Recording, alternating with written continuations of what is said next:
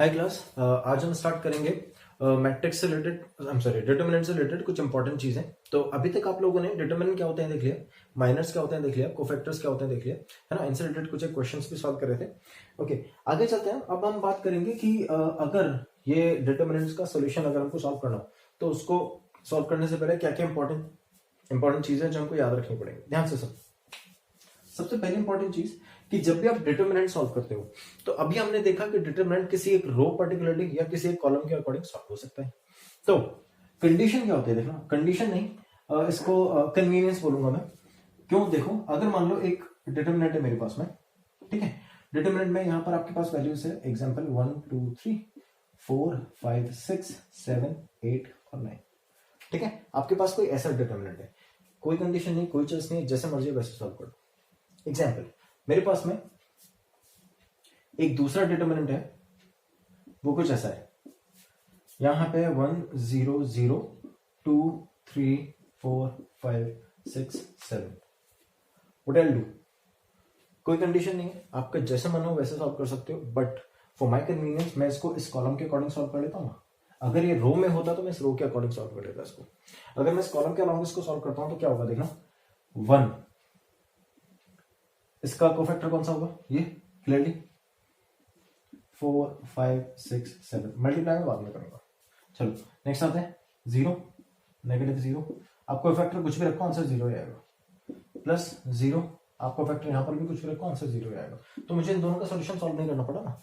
अब मैं सिर्फ इतना से सॉल्व करूंगा, आंसर आ जाएगा, है ना। आप चाहो तो इसको इस कॉलम के अकॉर्डिंग सॉल्व करो, कोई दिक्कत नहीं है। इस रो के अलाउंग सॉल्व करो, कोई दिक्कत नहीं है। लेकिन आप फिर वो पूरे को सॉल्व करो, जो मेरा आंसर आएगा वही आंसर आपका आएगा। कोई डिटरमिनेंट कभी चेंज नहीं हो सकता।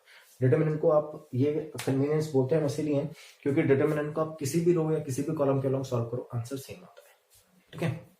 चलो इसको साइड में रखता हूं। अब दूसरी इंपॉर्टेंट चीज क्या है? दूसरी इंपॉर्टेंट चीज, जैसा अभी मैंने आपको बताया कि आप कॉलम इसको किसी भी रो या किसी भी कॉलम के अलाउंग सॉल्व कर लो, आंसर हमेशा सेम आएगा। अगर यही डिटर्मिनेंट है मेरे पास में, मैं इस डिटर्मिनेंट के अंदर रो और दोनों रोज को इंटरचेंज करता हूं। कैसे इंटरचेंज कर सकते हैं, ध्यान से देखो। इंटरचेंज कैसे करते हैं? इंटरचेंज का मतलब है कि अगर आपने मैट्रिक्स में सॉल्व किया था एलिमेंट्री रो ऑपरेशन, तो उसमें हम क्या करते थे, उसमें हम रोज को या कॉलम्स को इंटरचेंज कर सकते थे। ओके, यहां पर सबसे अच्छी चीज क्या है कि एक ही डिटर्मिनेंट के अंदर या एक ही क्वेश्चन के अंदर आप रो ट्रांसफॉर्मेशन और रो और कॉलम ऑपरेशन दोनों अप्लाई कर सकते हो। वहां पर क्या था, एलिमेंट्री रो ऑपरेशन अगर होगा तो सिर्फ आप रो अप्लाई कर सकते हो और रो सॉल्व कर सकते हो। अगर एलिमेंट्री कॉलम ऑपरेशन होगा तो आप सिर्फ कॉलम यूज कर सकते हो। कॉलम के अंदर रो यूज नहीं होगा, रो के अंदर कॉलम यूज नहीं होगा। यहाँ पर ऐसा कुछ नहीं। अगर आपके पास में डिटर्मिनेंट आप सॉल्व कर रहे हो and if you are using the row और कॉलम ऑपरेशन, तो आप एक ही क्वेश्चन के अंदर रो और कॉलम दोनों यूज कर सकते हो, ठीक है। चलो, तो मान लो मेरे पास में यही कोई क्वेश्चन है, इसमें मैं इसको ऐसा रख सकता हूँ, 1 2 3, मैंने इन दोनों रोज को इंटरचेंज कर दिया। तो रेटेड एज 7 8 9 4 5 और 6, ठीक है। अब जो मेरा नया डिटरमिनेंट आया वो ये आया। इस डिटरमिनेंट को सॉल्व करने पे और इस डिटरमिनेंट को सॉल्व करने पे दोनों ही केसेस में आंसर सेम आएगा। ओके, ट्राई करके देखो, फिर मैं करता हूं। हुआ सॉल्व? जिसका हो गया बहुत अच्छी बात है, नहीं हुआ इधर देखो। देखो कैसे, वैसे भी मैंने बताया था कि आप किसी भी रो के अलाउंग इसको सॉल्व करो, आंसर सेम आएगा।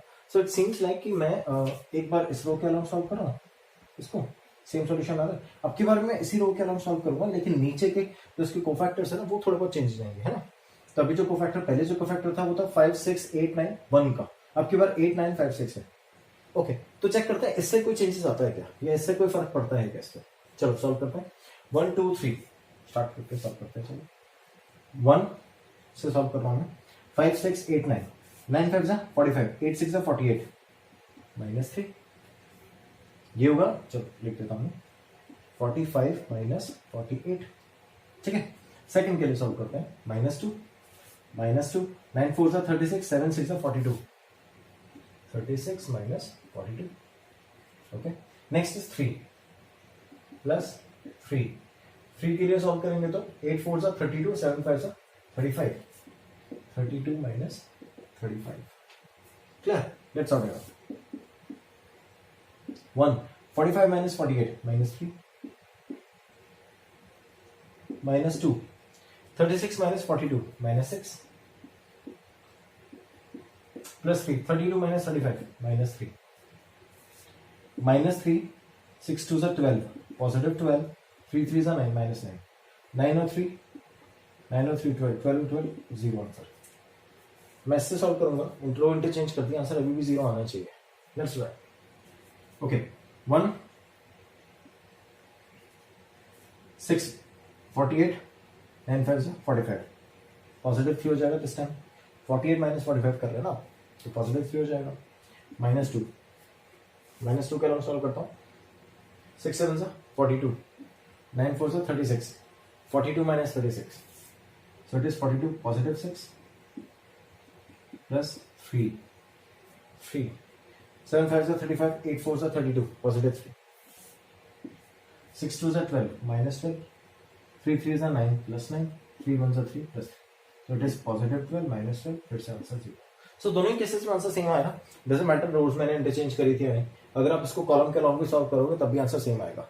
So it means it is unaltered, ये एक प्रॉपर्टी है, what it says that unaltered, मतलब इसमें कोई भी चेंजेस नहीं आते अगर आप इसको सॉल्व करते हो किसी भी रो या किसी भी कॉलम के अलावा, ठीक है। अच्छा, अगर मैं कॉलम रो में इंटरचेंज भी कर दूंगा then also will get the same answer, determinant हमेशा सेम रहेगा, चाहे आप रोज और कॉलम में कोई भी इंटरचेंज, मतलब मॉडिफाई नहीं करना आपको, डिटरमिनेंट को मॉडिफाई नहीं करना। अगर डिटरमिनेंट सेम टू सेम है, आप रो और कॉलम को कहीं भी ले जाओ, it give you the same answer, ठीक है। चलो इसको एक बार नोट कर लो गाइस, उसके बाद अपन नेक्स्ट प्रॉपर्टी पे चलते हैं। Next property we are going to discuss is a switching property.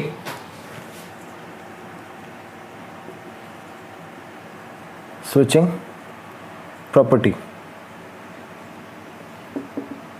What is switching property? देखो switching property क्या है कि अगर मान लो मेरे पास एक डिटरमिनेंट है A, है ना, that determinant is A B C D E F G H और I, है ना।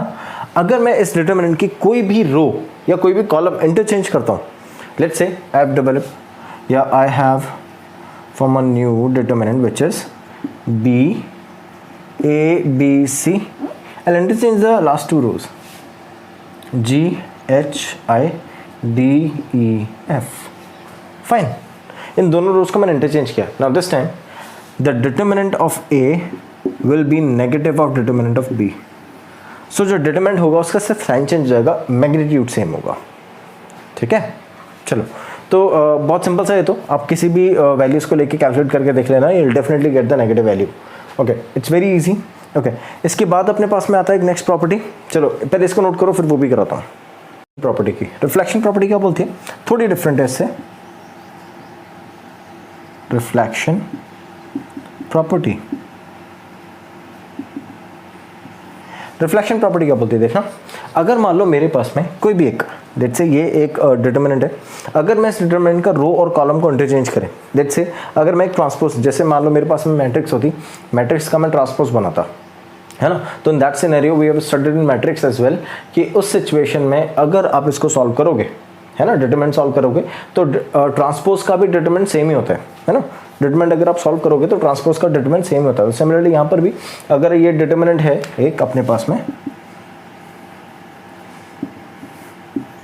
A B C D E F G H और I, इसका अगर आप रो और कॉलम को इंटरचेंज करोगे तो in that scenario as well जो डिटरमिनेंट है वो अनचेंज होगा, ठीक है। दिस इज कॉल्ड रिफ्लेक्शन, मतलब ये उसी का रिफ्लेक्शन आपको प्रोड्यूस करके देगा, ठीक है। ये दो प्रॉपर्टीज हैं। नेक्स्ट हम आते हैं नेक्स्ट प्रॉपर्टी पे which is scalar multiple property. Okay, next is scalar multiple property.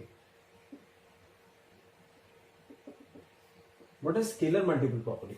देखो अगर मैंने कोई डिटरमिनेंट लिया है, ये एक डिटरमिनेंट दिया मैंने, इस डिटरमिनेंट को अगर मैं किसी स्केलर से मल्टीप्लाई करता हूँ, जैसा मैट्रिक्स में भी करते थे, मैट्रिक्स में दो मेथड है, अगर आप मैट्रिक्स को मैट्रिक्स से मल्टीप्लाई करते हो और मैट्रिक्स को किसी स्केलर से मल्टीप्लाई करते हो, है ना, दोनों डिफरेंट है, यहाँ पर भी डिफरेंट है। तो अब अभी सबसे पहले हम बात कर रहे हैं सिर्फ स्केलर की मल्टीपल की, बाद में हम बात करेंगे अगर दो डिटरमिनेंट्स आपस में मल्टीप्लाई होंगे तो क्या होगा। Okay, right now we are multiplying the scalar k to any determinant, so the answer becomes, देखो द आंसर, अगर ये ऐसा है a b c d e f g h i, अगर मैं k को मल्टीप्लाई करूंगा तो k या तो किसी एक पर्टिकुलर रो से या फिर किसी एक पर्टिकुलर कॉलम से मल्टीप्लाई होगा, वो कोई भी हो सकता है, इट्स अ चॉइस। आप अपने कन्वीनियंस के अकॉर्डिंग भी डिसाइड कर सकते हो कि मुझे इसे किससे मल्टीप्लाई करना है। ठीक है, चलो, तो we can write it as K A, K B, K C and D E F G H I. Clear? Similarly अगर आप चाहो तो किसी एक पर्टिकुलर रो से कोई एलिमेंट कॉमन ले लो, है ना, और वो कॉमन एलिमेंट यहां आके इस डिटरमिनेंट से मल्टीप्लाई हो जाएगा।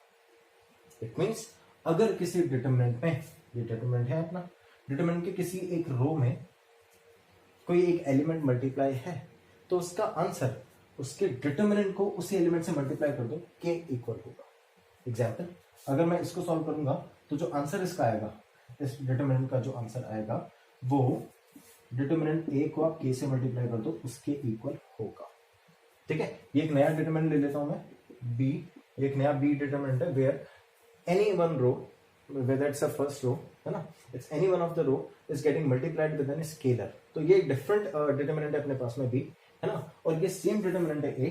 तो के ए, अगर मैं a का डिटरमिनेंट सॉल्व करूं और उसको k से मल्टीप्लाई कर दूं, so that will be always be equal to the determinant of b if they both have the same element apart from the first row which is getting multiplied with a particular element। ठीक है, सो ये अपने पास में एक नई property है।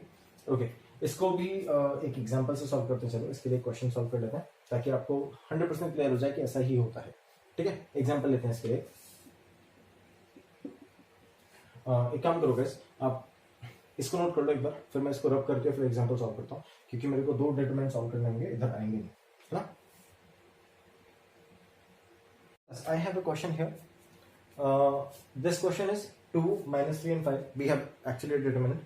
2 minus 3 and 5, 6, 0, 4, 1, 5, minus 7. This is a determinant. And I have multiplied any one of the row. Let's say I have taken a first row and I have already multiplied this with element k, which is 2. So I'll multiply this with 2. I'm sorry, first row with 2, and the answer becomes 4 minus 6 and 10. And rest of the rows are remaining same.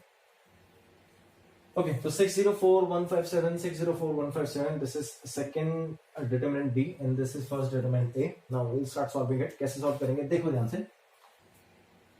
मैं determinant of A solve करता हूँ अभी। तो determinant of A मैं इस रो के नाम solve करता हूँ। रीजन पता है ना, इसमें एक एलिमेंट 0 है, मुझे एक कम टर्म सॉल्व करनी पड़ेगी, है ना। चलो स्टार्ट करते हैं 6। आप चाहो तो किसी भी रो से सॉल्व कर सकते हो, आप चाहो तो इस कॉलम से भी सॉल्व कर सकते हो। इस कॉलम में भी आपके पास अगर ध्यान से देखो तो एक टर्म कम है, एक एलिमेंट कम है ना।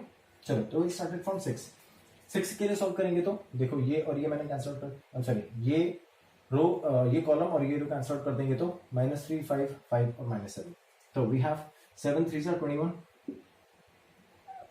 7 3s are 21, पॉजिटिव, नेगेटिव है, 5 5s are 25, -25 plus 0, sorry negative 0 -0 plus, okay the third element is 4 here, 4, ये वाला कॉलम और ये रो कैंसिल आउट कर देंगे। 5 2s are 10, 1 3s are 3, 10 plus 3, so it is 4 multiplied by 13 and this becomes -4 multiplied by 6, so it is -24 plus 13 4s are 52. If we subtract it, 24 2s are 48 by 28, we'll get 28 positive। ठीक है, अब हम solve करते हैं B element को, B determinant को। B determinant के solve करेंगे, देखो सेम मैं इसी रो के लिए सॉल्व करता हूँ। I've changed the first row only, है ना, सेकंड रो अभी भी सेम है तो मैं इसको मल्टीप्लाई करके अभी भी सॉल्व कर सकता हूँ in the same manner. 6 sort out करेंगे तो 7 6 है 42 पॉजिटिव, 10 5 से 50 नेगेटिव, प्लस 0 प्लस 4 के लिए सॉल्व कर लेंगे।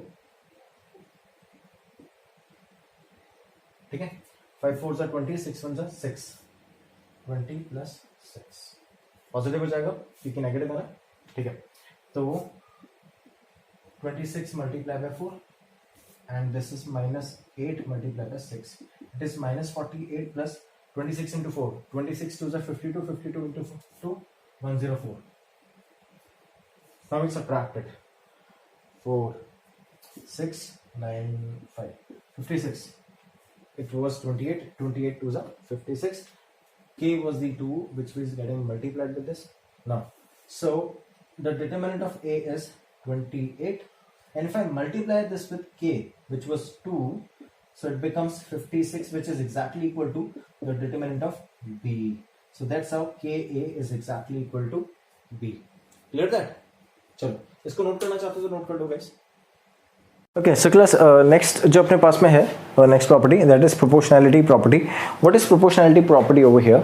It says कि अगर मान लो मेरे पास में कोई डिटर्मिनेंट है A B C D E F G H है, तो इस डिटर्मिनेंट के अंदर कोई भी एक रो किसी भी सेकंड रो के प्रोपोर्शनेट है, अगर it seems like A upon D is equals to B upon E equal C upon F, अगर ऐसा है तो ध्यान से सुनना, अगर ऐसा है तो जो आंसर आएगा डिटर्मिनेंट का that will be 0.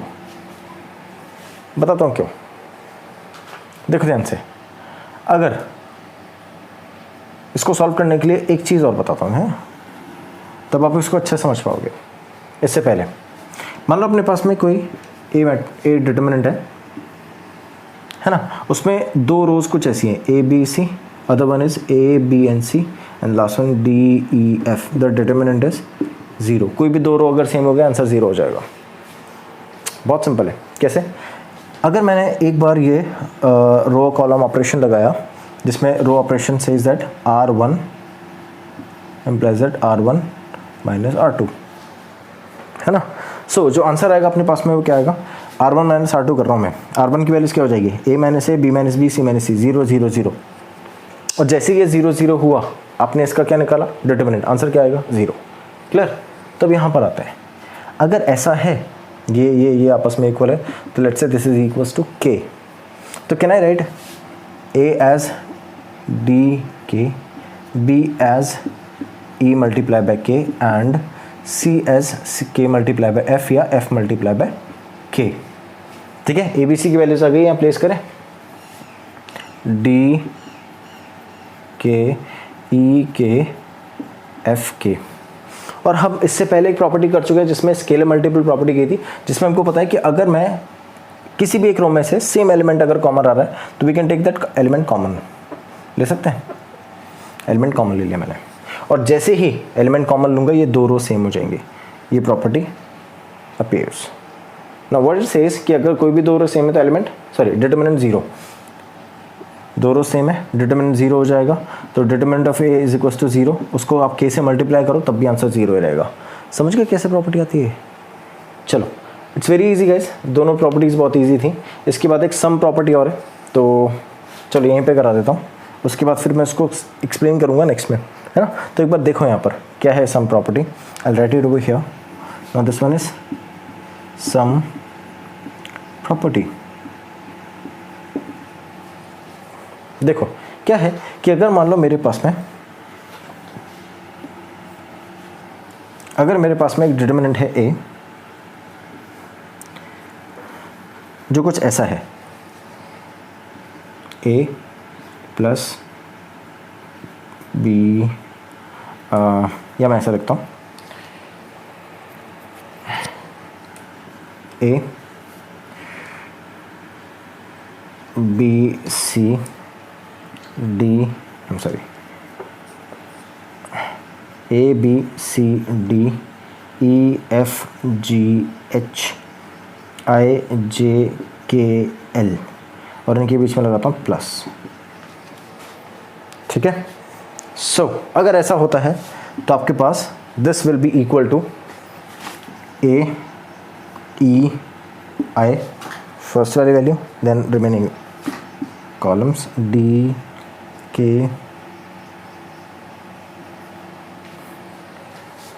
that would be G I guess. ये D यहाँ पर आ गया ना.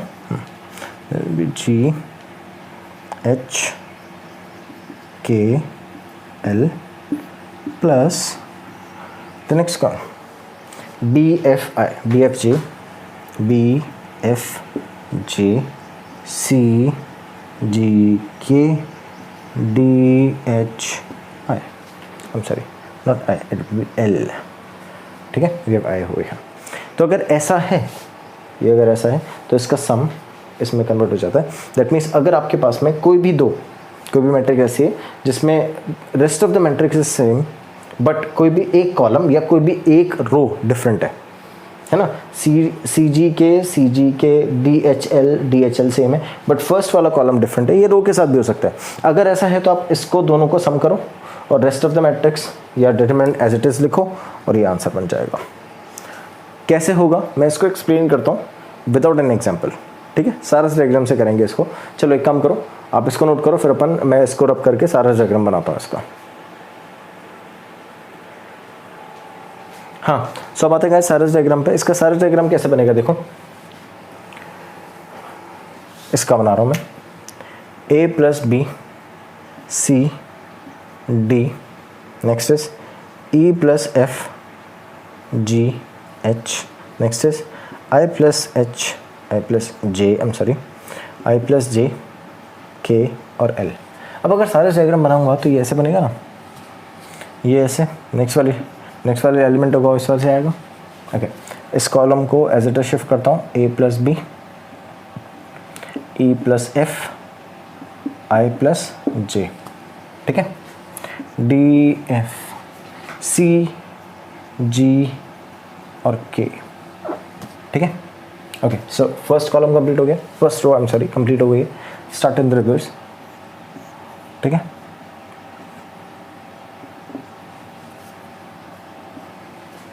फाइन। अच्छा, अब अपन क्या करेंगे देखो, इसमें जब मल्टीप्लिकेशन करेंगे तो we'll multiply A plus B with G and L, G और एल का मल्टीप्लिकेशन होगा ना, then plus C H I plus J, I plus J will get multiplied with C and H plus next D और G multiply किससे होंगे, आई plus जे से। D G multiply होंगे आई plus जे से। क्लियर। सो अब अगर मैं इसको लिखूं, मैं सिर्फ पॉजिटिव बना रहा हूँ आपके सामने ना, उससे आप नेगेटिव एग्जैक्टली सेम बनेगा, तो आप उससे समझ जाओगे कैसे बनेगा। देखो, मैं ए को मल्टीप्लाई करूँगा इससे पहले, तो मैं लिख देता हूँ ए जी एल प्लस, फिर बी को करूँगा बी जी एल प्लस, फिर आई को करूँगा आई सी एच प्लस, फिर जे को करूँगा जे सी एच प्लस, फिर डी आई को इन दोनों से आई डी जी, फिर जे को जे डी जी। फाइन। अब मैं सेम सारा डायग्राम इन दोनों के साथ बनाता हूँ, है ना, और इन दोनों के जो पॉजिटिव टर्म्स है सिर्फ वो रखता हूँ, एग्जैक्टली सेम आंसर आना चाहिए, ठीक है। सारा डायग्राम इन तीनों को मल्टीप्लाई करेंगे, इन दोनों का मल्टीप्लिकेशन अगर इसको शिफ्ट करोगे तो किससे होगा, आई से, है ना। फिर इसका जो मल्टीप्लिकेशन होगा वो ई और के से होगा, है ना, देख रहे हो। चलो तो वैल्यूज प्लेस करते हैं। ए जी एल, मैं जो एलिमेंट उनके नीचे रखता जाता हूँ, पता चलता जाएगा कौन कौन फिल होता जा रहा है ना। If put A G L here, next है C H I, do we have C H I here, C H I plus C H I, सिर्फ पॉजिटिव एलिमेंट ही रख रहा हूँ, है ना। नेक्स्ट अपने पास में D E K, do we have D E K somewhere, D D D D, did I do anything wrong? D should be started from D, right? D E K it must be. So D E K. Oh, I forgot the D E K.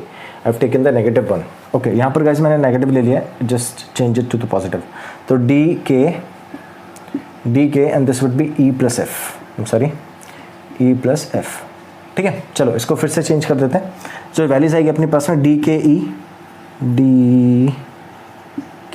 E and next one is DKF. Fine. So it would be DKE plus DKE is filled. Fine. सारे positive हो गए इसके. अब अपन इसके positive देखते हैं. BGL has been filled. BGL. Next CHJ. Obviously यही होगा ना लास्ट वाला. DFK C plus DFK. तो सारस डायग्राम से इन दोनों का ये जो वैल्यूज आ रही थी अपने पास में, इन दोनों का अगर मैं पॉजिटिव कैलकुलेट करता हूँ तो वो एग्जैक्टली सेम आया जो इसका पॉजिटिव था. तो डेफिनेटली नेगेटिव भी सेम ही आएगा. नेगेटिव कुछ नया तो है नहीं, इन्हीं एलिमेंट से बन रहा है. ठीक है, तो इनका पॉजिटिव और नेगेटिव अगर सेम है तो दैट मीन्स इनका डिटरमिनेंट का सम जो है वो भी सेम ही आना चाहिए. सो दैट मीन्स अगर आपके पास में इस टाइप की कोई मैट्रिक्स है आप उसको इसमें कन्वर्ट कर सकते हो. अगर ऐसी कोई मैट्रिक्स आप उसको इसमें कन्वर्ट करके इलैबोरेट करके भी सॉल्व कर सकते हो. This may be takes the question little bit easier level. ठीक है, तो यहाँ से आप इन दोनों को सॉल्व कर सकते हो. ये एक्सप्लेनेशन है और ये आपके पास प्रॉपर्टी है. Guys note it down. Guys we have a question on the board. It says that if A, B, C all are different and A, B, C, first column A square, B square, C square, second column, third column is 1 plus A square, 1 plus B square, 1 plus C square is equals to 0, then prove that A, B, C is equals to minus 1. ये advance का question है. I'll give you 3 minutes to solve this question. ठीक है, बहुत simple सा question है, लेकिन अगर आप जिस प्रोसेस से जनरली सॉल्व करते हैं उस प्रोसेस सॉल्व करोगे थोड़ा लेंदी हो जाएगा क्वेश्चन. बाद में मैं आपको छोटा सा मेथड बताऊंगा इसको सॉल्व करने का, है ना. मैं इसी से सॉल्व करता हूँ. आई डोंट नो क्या बुक किसी बुक में क्या लिखा हुआ है. मैं इसी से सॉल्व करता हूँ. आप इससे सॉल्व कर लो, आंसर मिल जाएगा. मार्क्स भी जल्दी मतलब मार्क्स भी मिलेंगे और आंसर भी इजीली आ जाएगा. सॉल्व करो. चलो अब देखते हैं कैसे सॉल्व करेंगे इसको. हाँ, so as we can see that in the last column it is 1 plus a square, 1 plus b square, 1 plus c square. अभी हमने लास्ट प्रॉपर्टी देखी थी कि अगर कुछ ऐसा है, सम अप है अगर किसी भी एक रो में, तो आप उसको बाइफिकेट कर सकते हो, डिफरेंशिएट कर सकते हो दो डिफरेंट मैट्रिक्स के अंदर, which is a B C, A square B square C square 1 1 1 first matrix, and the second matrix is plus a B C, A square B square C square, and the next one is also a square b square and c square. ठीक है, लिख सकते हैं इस तरह से. चलो guys एक सेकेंड, छोटा सा करेक्शन है. इस यहाँ पर है ना a क्यूब है इसमें क्वेश्चन में. ठीक है, मैं यहाँ पर a क्यूब लिख लेता हूँ. अगर अभी भी कोई सॉल्व करना चाहता है कि सर a स्क्वायर की वजह से सॉल्व नहीं होता, अब मैं कर दूंगा. वीडियो पॉज करो, सॉल्व करना स्टार्ट करो. ठीक है, मैं इसको आगे कंटिन्यू करूँगा. सो वी हैव, देखो इस पूरी रो में से मैं ए कॉमन ले सकता हूँ, इसमें से बी और इसमें से सी. तो इसमें से ए कॉमन लिया, सेकंड में से बी, थर्ड में से सी. तो ए बी सी तीनों कॉमन ले लेना. तो I write it as A B C, और जो मैट्रिक्स अपने पास बचेगी यहाँ पर, इधर तो 1, इधर ए और ये A square. Next one is 1 B and B square, 1 C and C square. This was A B C, A square B square C square 1 1 1. ठीक है, इन दोनों मैट्रिक्स में अगर आप देखो तो एलिमेंट सेम है लेकिन ऑर्डर डिफरेंट है. कोई कहाँ पर है, कोई कहाँ पर है. अगर मैं बाय एनी मीन्स इन दोनों मैट्रिक्स को सेम बना दूँ तो कैसे बनाऊंगा. देखो we have studied switching property. Switching property में हम क्या बोलते थे, अगर आप रो और कॉलम को स्विच करोगे, है ना, तो या उन दोनों को एक दूसरे से स्विच करते टाइम पे अगर आप कोई भी एलिमेंट, जैसे ये फर्स्ट वाली रो को, फर्स्ट वाले कॉलम को अगर मैं सेकंड वाले कॉलम से स्विच करूँ तो the sign of the determinant get changes. ये पॉजिटिव या नेगेटिव हो जाएगा. बहुत सिंपल सा है, कोई दिक्कत नहीं है. तो मुझे क्या करना है, मुझे इस 1 1 1 को लास्ट में ले जाना है. मैं इसका आइडेंटिकल बना रहा हूँ, है ना. तो 1 1 1 को लास्ट में ले जाने के लिए मैं फर्स्ट और थर्ड रो को इंटरचेंज करता हूँ. Okay, so what I am doing is, sorry first and third column को C1 interchange with C3, column 1 column 3 से इंटरचेंज हो जाएगा. और उसके बाद फिर मैं ये ए स्क्वायर तो यहाँ पे आ जाएगा, 1 1 लास्ट में चला जाएगा. ए स्क्वायर यहाँ पर नहीं है, इसमें ए स्क्वायर बीच में. फिर मैं इन दोनों रोज को इंटरचेंज कर दूंगा. Then I change column 1 with column 2. ठीक है, ये दो अलग अलग ऑपरेशन है, मैं एक साथ ही कर रहा हूँ. ठीक है, ऐसे ज़रूरी नहीं आप इसमें C1 को 2 बार सॉल्व नहीं कर सकते. सो दैट्स वाई ये दो अलग अलग ऑपरेशन है. मैं आपको समझा रहा हूँ कि कैसे काम करना है, अदरवाइज मुझे फिर से रब करके फिर से सॉल्व करना पड़ेगा. तो what I am doing is here, मैं इन दोनों कॉलम को इंटरचेंज एक साथ कर रहा हूँ. So the values will be exactly same, identical बन जाएगा ना ये वाला. अब देखो अगर आइडेंटिकल बन जाएगा तो मैं इस डिटरमिनेंट को दोनों में से कॉमन लेता हूँ. यहाँ से मेरे पास में 1 आएगा, यहाँ से ABC आएगा. ओके, तो मैं इसको लिख सकता हूँ 1 1, आई एम सॉरी, इसमें कन्वर्ट किया ना मैंने. ठीक है, so it is a B C, A square B square C square 1 1 1. ठीक है, और कॉमन में क्या है अपने पास में 1 प्लस ए बी सी. देखो इधर से आपके पास 1 बचेगा, इधर से ए बी सी बचेगा, तो 1 plus a B c. And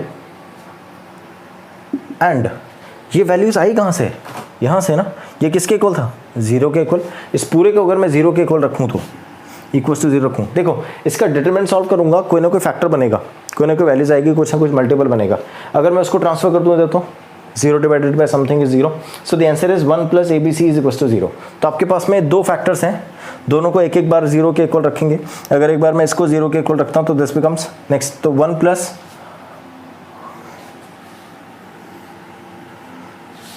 plus ABC equals to 0, 1 को शिफ्ट कर देते हैं, ABC इज इक्वल्स टू -1।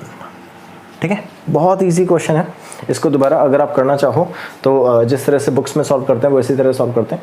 वो पहले इसमें कन्वर्ट करते हैं इसको, ठीक है, फिर उसके बाद इसमें बहुत सारे ऑपरेशंस लगा के A - C, B - C, C - A बनाते हैं। अगर आप ऐसे करना चाहते हो इट्स अ चॉइस गाइस। इसमें कन्वर्ट करने के बाद इन दोनों रोज़ को 0, मतलब 1 और 1 सब्ट्रैक्ट करके इन दोनों को 0 बना के फिर इसका डिटरमिनेंट सॉल्व करते हैं, फिर इसका डिटरमिनेंट सॉल्व करते हैं, उसके बाद ABC इज इक्वल टू -1 रखते हैं। इट्स ओके, ठीक है, आप वैसे भी कर सकते हो, बट मेरे को ये ज़्यादा ईजी लगता है इसलिए मैं ये वाला मेथड बताता हूँ। चलो नोट करो जल्दी से इसको। हाँ, एक चीज़ और गाइस, आपने नोटिस किया मैंने स्विचिंग करी ना कॉलम्स की, और मैंने आपको बोला था स्विचिंग मेथड के अकॉर्डिंग अगर आप स्विचिंग करते हो तो you have to change the sign as well. मैंने तो किया ही नहीं साइन चेंज। ये देखो 1 प्लस ABC, मैंने 2 बार स्विचिंग कर दी ना। मैंने एक बार स्विचिंग करी कॉलम की तो नेगेटिव साइन आया, फिर एक बार और करूँगा तो फिर नेगेटिव आएगा, तो नेगेटिव नेगेटिव पॉजिटिव हो गया, आंसर पॉजिटिव। ठीक है, चलो आगे चलते हैं। प्रॉपर्टी अपने पास में है, प्रॉपर्टी ऑफ इनवेरिएंस। आपके सामने लिखा हुआ है यहाँ पर, कैसे सॉल्व करते हैं इसको देखो। प्रॉपर्टी क्या बोलती है? प्रॉपर्टी बोलती है कि अगर आपके पास में कोई डिटरमिनेंट ऐसा है विच इज ABCDEFGHI, तो it will be exactly equal to A plus alpha B। अगर दूसरा डिटरमिनेंट ऐसा है जिसमें ये जो दो है ना, इसको मैंने पूरे कॉलम को अल्फा से, इस पूरे कॉलम को बीटा से मल्टीप्लाई किया, और अब मैं इन तीनों का सबमिशन कर रहा हूँ, है ना, ध्यान से सुनो। मैंने इस पूरे कॉलम को अल्फा से मल्टीप्लाई किया, इसको अल्फा से, इस पूरे कॉलम को बीटा से मल्टीप्लाई किया, ठीक है, आई हैव बीटा हियर, पूरे को बीटा से मल्टीप्लाई किया मैंने किसी कॉलम को। नाउ अब मैं क्या कर रहा हूँ, मेरे पास में ये जो है ना फर्स्ट रो, मैं फर्स्ट रो के सारे एलिमेंट का सम कर रहा हूँ। तो what I am doing is R1 plus R2 plus R3, है ना, इधर भी C1 plus C2 plus C3। तो इधर अगर मैं करूँगा तो कॉलम 1 में जो वैल्यूज़ है वो 2 और 3 की वैल्यूज़ को ऐड हो, मतलब जो अल्फा बीटा का मल्टीप्लाई कर रहा हूँ, उसके बाद मैं कॉलम 1 को ऐसा, इसको ऐसा, इसको ऐसा अगर लिख देता हूँ, ध्यान से सुनना, तो ये और ये दोनों डिटरमिनेंट आपस में इक्वल होंगे। ठीक है, इसको मैं क्वेश्चन से सॉल्व कराऊंगा, करके बताऊंगा। एक बार आप इसको नोट कर लो, फिर मैं इसको रब करके क्वेश्चन करके दिखाता हूँ आपको। ओके, सो क्लास एक क्वेश्चन अपने पास में, इस क्वेश्चन को यूज़ करके इस प्रॉपर्टी को डिस्क्राइब करते हैं। चलो ये वेरीफाई करते हैं। 2 3 -1 डिटरमिनेंट है, 4 2 6 -6 2 3, ठीक है, अल्फा 2 है, बीटा -1 है। चलो प्लेस करते हैं, या एक काम करो, आप लोग सॉल्व करो इसको, बताओ मुझे आंसर सेम आ रहा है क्या। ठीक है, जल्दी सॉल्व करो। आया? जिसका सेम आया उसने सही किया, जिसका सेम नहीं आया उसने गलत किया। दोबारा चेक करना, क्योंकि ऑब्वियसली प्रॉपर्टी वेरीफाई होगी। ना मैं वो जो नया डिटरमिनेंट आ रहा था ना बी, वो बनाता हूँ। कैसे बनाऊंगा देखो, I need to multiply this one with alpha and this one with beta, and then I need to sum up the entire column. Okay, 2 alpha कितना है 2, तो 2 प्लस 3 2 6, और -1 को मल्टीप्लाई करूँगा +1, 2 plus 3 plus 1, fine. I am sorry, it would be 6, इसको 2 से multiply करेंगे ना, यहाँ पर मैं लिख देता हूँ 2, कन्फ्यूजन नहीं होगा, दिस वुड बी -1। ओके, 2 3 2 6 -1 +1, ठीक है, 4 4 2 2 4 8, 4 प्लस 4 8, 8 और -6, 4 प्लस 4 और -6 है, -6 plus 4 -6 plus 4 -3, next column is 3 2 2 -1 6 and 3, then sort it out। चलो अब इसको सॉल्व करते हैं। मैं इसका डिटरमिनेंट सॉल्व करता हूँ इधर, और इसका डिटरमिनेंट सॉल्व करूँगा इधर, ठीक है, चेक करेंगे दोनों मैच कर रहे हैं क्या। ओके, इसको स्टार्ट करते हैं 2 से। 2 एज इट इज, 3 2 6, 6 2 12, 6 6 2 12 -12, -3 मल्टीप्लाई करेंगे तो 4 3 12, 6 6 36, पॉजिटिव 36 हो जाएगा, -1 कैंसिल आउट करेंगे, 4 2 8, 6 2 12, positive 12। Now will solve the determinant for this one. चलो फर्स्ट रो के लिए करते हैं। 6 + 2 8 + 1 9, 9 के लिए सॉल्व करूँगा तो ये तो सेम ही है ना, ये तो देखो सेम है सब कुछ, तो एग्जैक्टली सेम आएगा 6 minus 12 and this would be -3 first -3, इसको मल्टीप्लाई करूँगा 4 + 4 8, 8 - 6 2, अर्लियर इट वॉज 4 हियर, तो 3 2 = 6, इसको क्रॉस करेंगे ना तो 3 2 = 6 और -6 - 3 - 9 -9 + 5 -5, ठीक है। चलो -5 मल्टीप्लाई करते हैं अब, 3 2 = 6, 6 5 = 30 + 30 एंड देन -1 को मल्टीप्लाई करेंगे तो 2 2 = 4, -5 2 = 10 + 10, 4 + 10 14, -14 आ गया है, तो इधर आते हैं -12 -6 × 9 -3 × 36, फाइन, इधर आते हैं -6 × 2 -6 × 2 -3 36 + 12 42 48 I'm sorry, -1 12 + 20 -20, ठीक है। 6 2 = 12 6 2 = 12 12 और 20 -32 -3 × 48 8 3 = 24 2 4 2 = 8, एक सेकेंड, 8 3 = 24 2, हाँ 4 3 = 12 और 2 14 -14 4 और 2 6 4 और 3 7 -176, ये तो ये आ रहा है, इधर चेक करते हैं। -14 एज इट इज है, -33 × 9 6 = 54 negative, 3 6 3 = 18 1 3 3 = 9 1 10 104 -14, let's some it up, 4 4 8 8 और 8 16 6 1 1 1 1 2 5 और 2 7 1 -176 -176, दोनों इक्वल आ रहे हैं ना, ऑब्वियसली आने ही थे इक्वल, तो ना ऐसा हुआ क्यों, let's come back to the property, तब आपको समझ में आएगा ऐसा हुआ क्यों। देखो मैं यहीं समझा देता हूँ और इसी क्वेश्चन से समझा देता हूँ, ठीक है।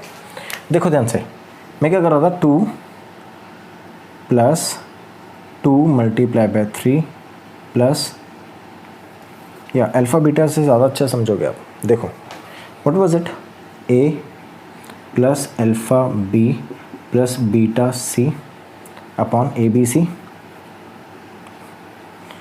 d + alpha e + beta f, ठीक है, g h i, ठीक है, एंड इट इज़ BEHCFI, ये था अपने पास डिटरमिनेंट। अब ध्यान से देखो, हम इससे पहले एक प्रॉपर्टी पढ़ चुके हैं, सम प्रॉपर्टी, उसमें क्या है कि अगर किसी भी कॉलम में सम है तो हम उसको 2 पार्ट्स में डिवाइड कर देते हैं, है ना, तो यहाँ पे 3 वैल्यूज है तो 3 डिटरमिनेंट में डिवाइड हो जाएगा ना, वो 3 डिटरमिनेंट कौन कौन से होंगे, देखो A B C D E F G H I, plus एक डिटरमिनेंट तो इसके साथ बन गया, इस कॉलम के साथ, दूसरा डिटरमिनेंट बनेगा इस कॉलम के साथ में जिसमें अल्फ़ा कॉमन है पूरे कॉलम में, मैं अल्फ़ा कॉमन लेता हूँ, क्या आएगा हमारे पास में, BEH, नेक्स्ट वाला BEHCFI, बहुत सारे बच्चे समझ गए होंगे अब तक क्या होने वाला है। नेक्स्ट वाले में इस कॉलम के साथ बनेगा, तो इस कॉलम में बीटा कॉमन है ना, I take beta common,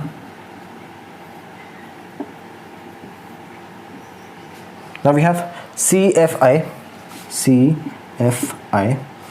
BEHCFI। अब ध्यान से देखो, we have already done it कि अगर किसी डिटरमिनेंट में कोई भी 2 रोज या कॉलम आइडेंटिकल हैं, मतलब दोनों सेम है, so the entire determinant becomes 0, same 0 same 0 plus 0, और ये डिटरमिनेंट इसका, तो जो इसका डिटरमिनेंट आएगा वो ही तो इसका आंसर होगा, क्लियर है। इसीलिए ये और ये दोनों आपस में इक्वल है, क्योंकि rest of the determinants becomes 0, इसलिए आंसर तो सेम आना ही था। समझ गए ऐसा क्यों आया, चलो आगे चलते हैं। Okay, so class we have a question here, the question says we have a determinant which is ABCBCACAB, you need to prove that equals to A plus B plus C, next bracket is ABBCCA minus A square minus B square minus C square। JEE Main का question है, जल्दी solve करो।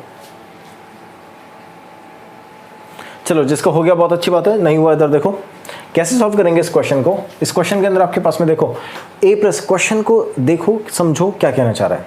Question बोल रहा है that you need to prove it equals to this one equals to a plus b plus c। We have a b c separated in different columns, ठीक है, different रोज as well.